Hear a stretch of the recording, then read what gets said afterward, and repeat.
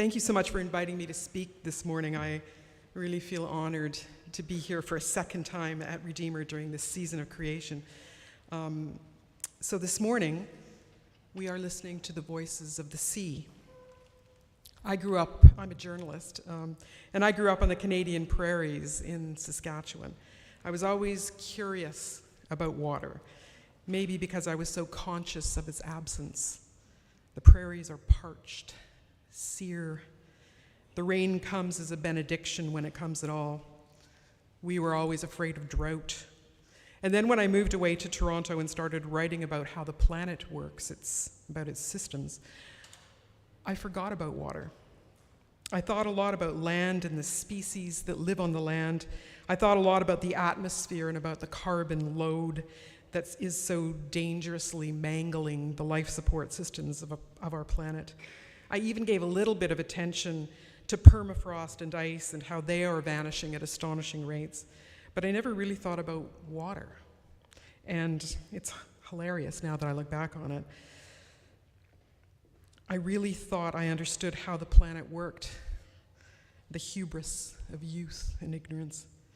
And then one morning I found myself on a boat circling the Galapagos Islands with some scientists who were interested in the ocean.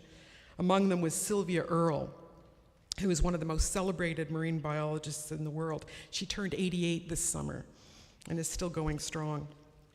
She was one of the first scientists in the world to realize that if you really want to understand how marine creatures live, you have to go to where they are, instead of pulling them dead out of the sea and putting them on a dissecting table.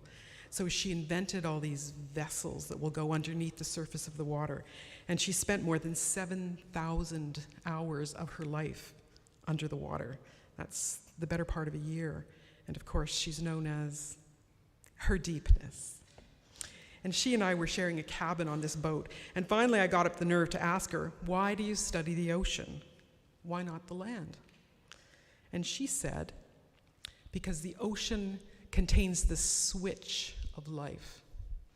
If everything on land were to die tomorrow, everything in the ocean would be fine.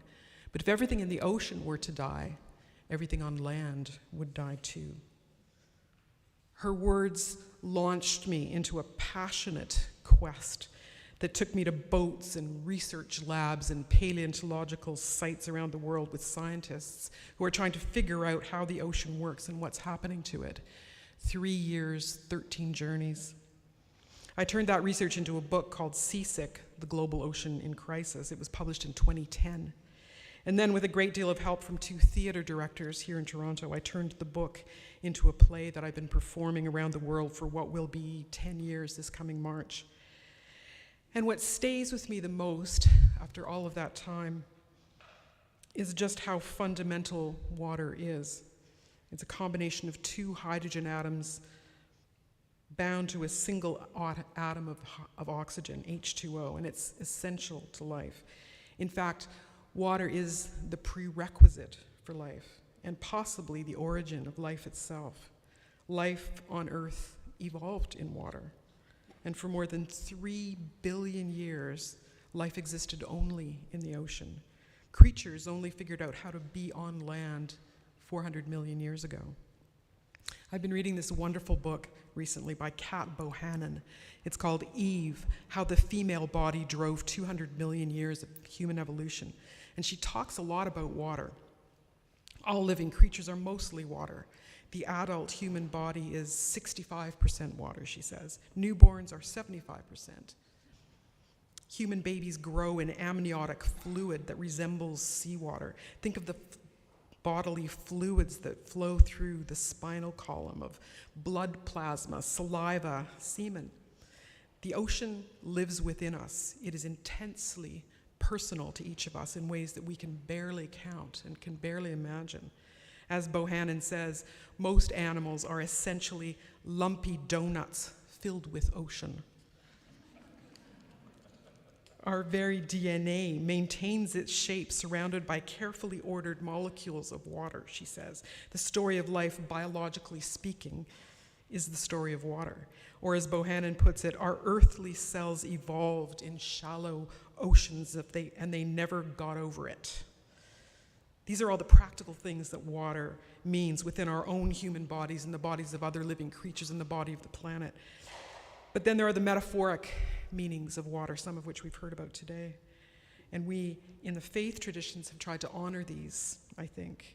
Water is a powerful symbol of cleansing, renewal, acceptance, rebirth. It is an emblem of faith in the future and of hope. And its absence is the lack of life, of the possibility of life, of the potential for reaction or change or survival. So what are we doing to the planet's water? Well, let's start with fresh water. That's a grim story. We've all read about the draining of key groundwater sources like the Ogallala High Plains Aquifer that runs through the Great Plains of the US and waters about a quarter of that nation's crops. I was looking at a map the other day. It's produced by NASA from satellite data that track gravity and the mass of water on the Earth. And it was a map of the world's 37 biggest aquifers. They supply drinking water to roughly a third of the world population, human population, so somewhere short of 3 billion people, plus all the irrigation for crops. So 21 of those aquifers have passed their tipping points for sustainability. Aquifers on every continent are being ritually depleted. The Paris Basin, the Russian Platforms Basin, the whole Arabian aquifer system, the Congo Basin, Australia's Canning Basin, the Guarani aquifer system in South America. And in addition, the carbon load in the atmosphere is changing the patterns of rainfall and snowfall.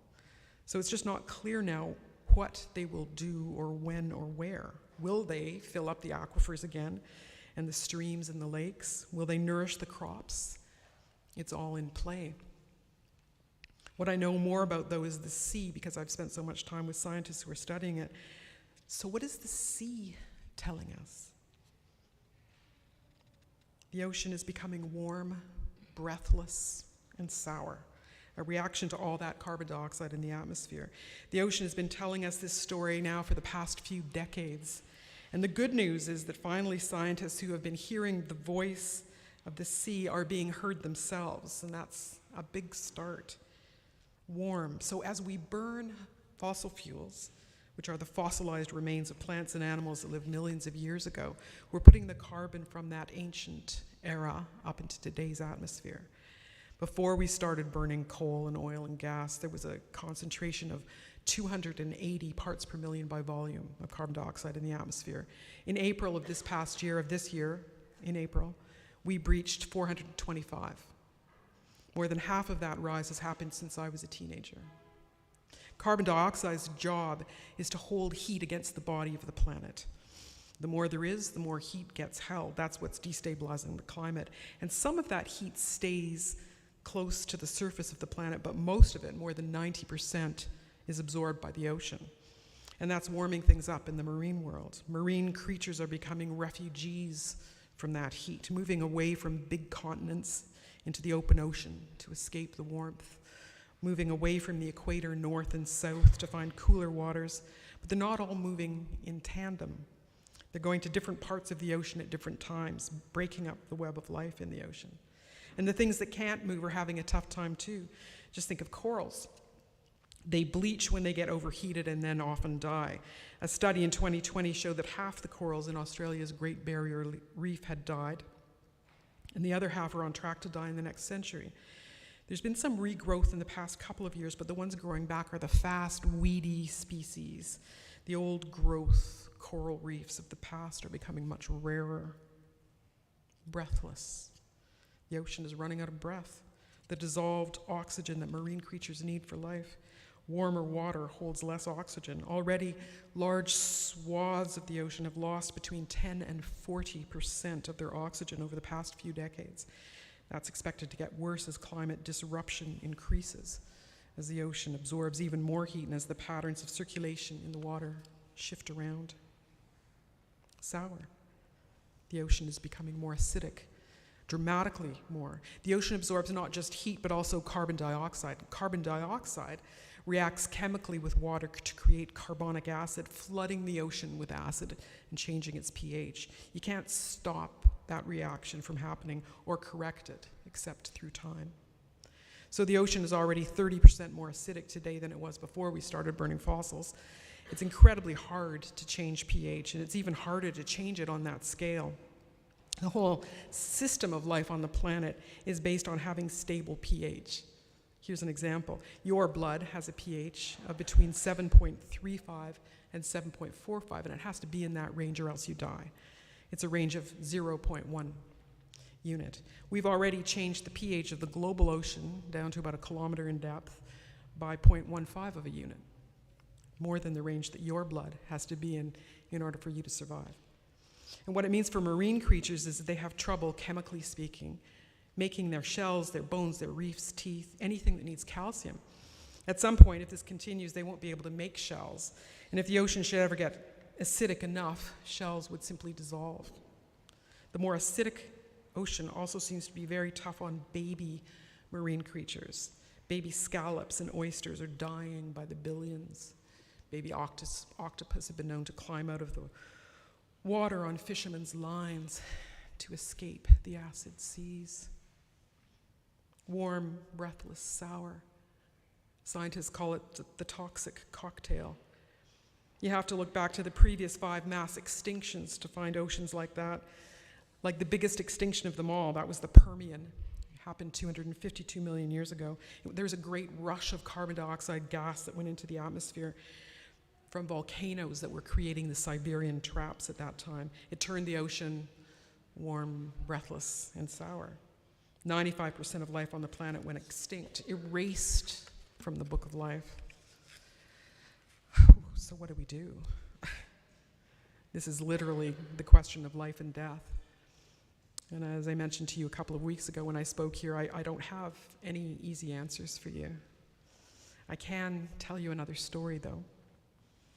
A few months ago, I met a scientist. Her name is Francine McCarthy. She works at Brock University. And she and I met at a weird little lake about an hour away from Toronto. It's called Crawford Lake, and it's odd because the top water of this very deep little lake doesn't mix with the bottom layer. So nothing gets disturbed. It all gets laid down in these precise laminated pairs of sediments, summer and winter. That means the lake is a perfect archive of what's been happening in the world over time. The lake holds memory. In July, the world's community of the geologists who cataloged the stories embedded in the Earth's crust declared that little Crawford Lake is the best example in the world of the beginning of the Anthropocene, a new geological epoch. It's called the New Age of Man. And what it means is that that's when humans began irrevocably shaping the planet's future and its fate. And Crawford Lake shows that that only started about 73 years ago, in about 1950. That's the start of what scientists call the great acceleration of changes on the planet, including, most importantly, carbon in the atmosphere, but also the loss of species and the immense growth of the human population. The declaration still has to be ratified by higher levels of scientists within the scientific community, but if they do that, the Anthropocene will officially become only the 39th new epoch since our planet was born 4.6 billion years ago. So a globally rare event that has happened within the lifetime of some of you here in this audience. The hope for me lies in the fact that we are finally naming what's going on, pinpointing it to a specific year, to very precise markers of change. In naming comes power, comes acknowledgement, comes reckoning, comes the voice of this ocean planet pleading for our creativity, our passion, our ingenuity to bring us all back from the brink. Thank you.